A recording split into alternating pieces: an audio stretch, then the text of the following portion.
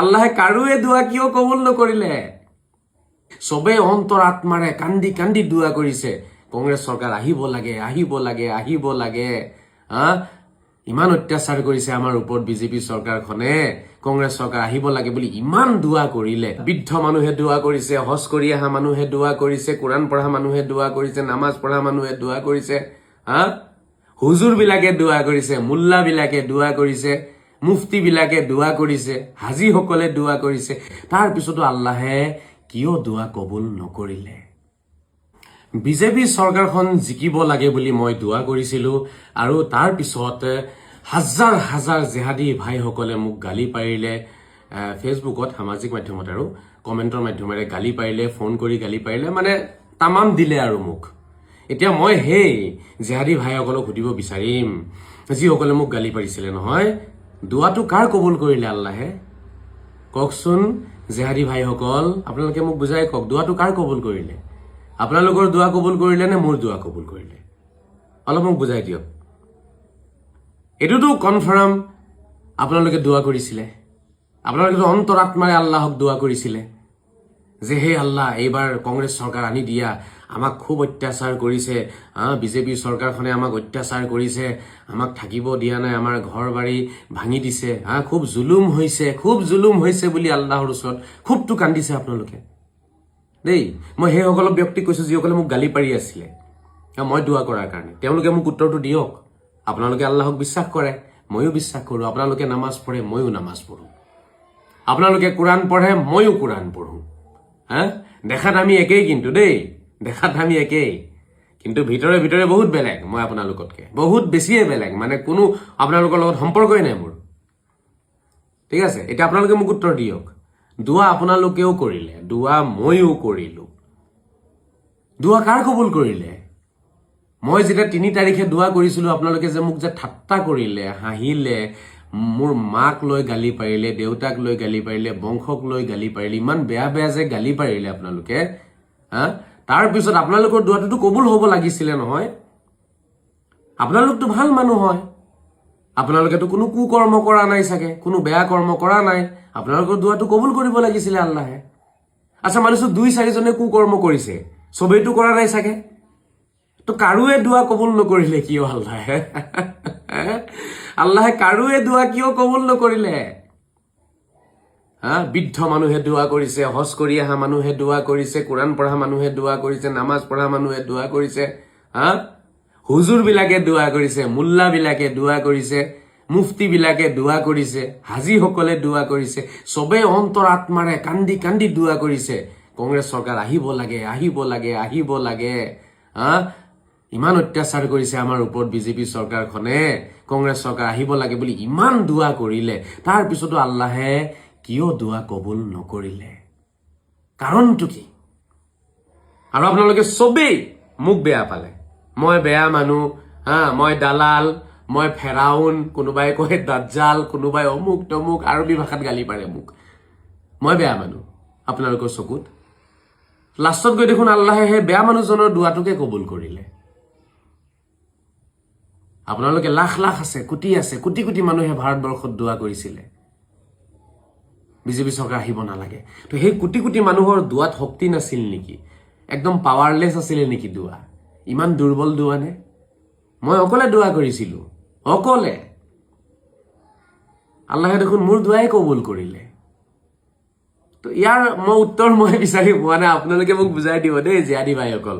আপোনালোকেতো মোক বহুত বেয়া পায়, কিন্তু এটা কথা সত্য, আল্লাহে মোক ভাল পায়, ভগৱানে মোক ভাল পায়। তো আপোনালোকৰ ভাল পোৱা মোক নালাগে নহয়, নালাগে মোক আপোনালোকৰ ভাল পোৱা, নাপাব মোক ভাল, আৰু বেয়া পাওক, আৰু আপোনালোকে বেয়া পাওক, মই আৰু দোৱা কৰিম, আৰু আল্লাহে মোৰ দোৱা কবুল কৰিব। এটা কথা কি জানে, এই দোৱা প্ৰাৰ্থনা এইবোৰ ঈশ্বৰ আল্লাহ ভগৱানে যে কবুল কৰিব, তাৰ বাবে কিছুমান চৰ্ত আছে। প্ৰথম কথা হৈছে আপোনাৰ এই দোৱাত হাতখন যে আপুনি পাতে, সেই হাতখন পবিত্ৰ হ'ব লাগিব। ঠিক আছে, হাতখন কিয় পৰিষ্কাৰ হ'ব লাগিব, পাপ কৰ্ম নকৰা হাত হ'ব লাগিব। আৰু যিটো মুখেৰে আপুনি দোৱা প্ৰাৰ্থনা কৰিব নহয়, সেই মুখ পবিত্ৰ হ'ব লাগিব, পৰিষ্কাৰ হ'ব লাগিব, সত্য কথা ক'ব পৰা শক্তি মুখত থাকিব লাগিব, সদায় সত্য কথা ক'ব পৰা মুখ হ'ব লাগিব। যিটি মুখৰ দোৱা প্ৰাৰ্থনা আল্লাহে কবুল নকৰে। আৰু দ্বিতীয়তে দুৱা প্ৰাৰ্থনাটো যে ওলাব ক'ৰ পৰা মুখেৰে ওলালে নহ'ব, এইটো এই অন্তৰৰ পৰা ওলাব লাগিব নহয়, হাৰ্ট বুকুৰ পৰা অন্তৰৰ পৰা ওলাব লাগিব, হৃদয়ৰ পৰা ওলাব লাগিব। তো হৃদয়খন পবিত্ৰ হ'ব লাগিব, পৰিষ্কাৰ হ'ব লাগিব, ঠিক আছে। হৃদয়ত থাকিব লাগিব দেশৰ বাবে প্ৰেম, আপোনাৰ সভ্যতা সংস্কৃতিৰ বাবে প্ৰেম, মাটিৰ বাবে প্ৰেম, থাকিব লাগিব, পবিত্ৰ হ'ব লাগিব।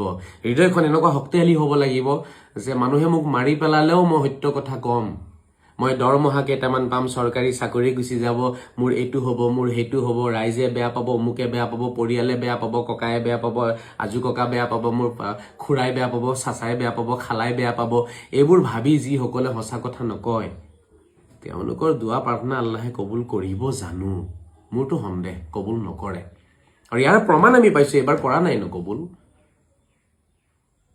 কোটি কোটি মানুহে দুৱা কৰিছিলে, কোটি কোটি মানুহৰ দুৱা কবুল কৰা নাই।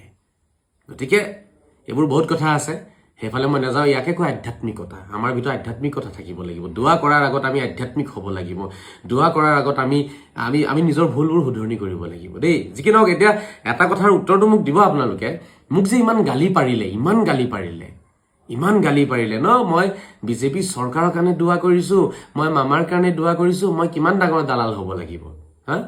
ঠিকে আছে, মই বেয়া মানুহ। আপোনালোকেতো বিজেপি চৰকাৰৰ কাৰণে দুৱা নাই কৰা চাগে, আপোনালোকেতো কংগ্ৰেছ চৰকাৰৰ কাৰণে দুৱা কৰিছিলে। সেনাপতিজনেই বাগৰি গ'ল, 22-23 হাজাৰ ভোটত হাৰি থাকিলে। আৰে কংগ্ৰেছে চৰকাৰ গঠন কৰিব পাৰে নোৱাৰে বেলেগ কথা, সেনাপতিজনকতো জিকাব পাৰিব লাগিছিলে নহয় আপোনালোকৰ দুৱাই। গতিকে ভাবি চাব, আত্মসমালোচনা কৰক, ঠিক আছে, আত্মবিশ্লেষণ কৰক, নিজৰ ভুলখিনি উলিয়াওক। আৰু এটা কথা মই কৈ দিওঁ, এই যে মানুহে যে কথা এটা কয় নহয়, 10 য'ত আছে তাতে আল্লাহ আছে, 10ৰ লগত আল্লাহ আছে, 10ৰ লগত ভগৱান আছে, 10ে যিটো বিচাৰে তাতে আল্লাহে আশীৰ্বাদ দান কৰে, এইবোৰ চব মিছা কথা, ঠিক আছে। এইবোৰ আল্লাহে, এইটো ঈশ্বৰ আল্লাহ ভগৱানে নাচায় ক'ত মেজৰিটি আছে। ঈশ্বৰ আল্লাহ ভগৱানে কিবা ৰাজনীতি নকৰে নহয়। এইবোৰ ৰাজনীতি কৰা এইবোৰ লক্ষণ, ৰাজনীতিবিদৰ লক্ষণ। ক'ত 10জন মানুহ ক'ত আছে, মই ক'ত 10জন মানুহ পাম? সেইবোৰ ৰাজনীতি কৰা মানুহে বিচাৰে। আল্লাহ ঈশ্বৰ ভগৱানে সেইটো নাচায়। আল্লাহ ঈশ্বৰ ভগৱানে বিচাৰে কি জানেনে? কাৰ অন্তৰ পবিত্ৰ, কোনে পবিত্ৰ মনেৰে বিচাৰিছে, কোনে সত্যটো কৈছে, কোনে সত্য বিচাৰিছে, ঈশ্বৰ আল্লাহ ভগৱানে তেওঁক লগ দিয়ে। লাগিলে সেই এজন মানুহ অকলশৰীয়াই নহওক কিয়নো, লাগিলে 1 কোটি মানুহেই এফালে নাথাকক কিয়নো, সেই 1 কোটি মানুহে যদি ভুল কথাত দুৱা কৰি আছে, তেওঁলোকে যে ভুল বস্তু বিচাৰি ফুৰিছে, তেতিয়াহ'লে ঈশ্বৰ আল্লাহ ভগৱানে নিদিয়ে।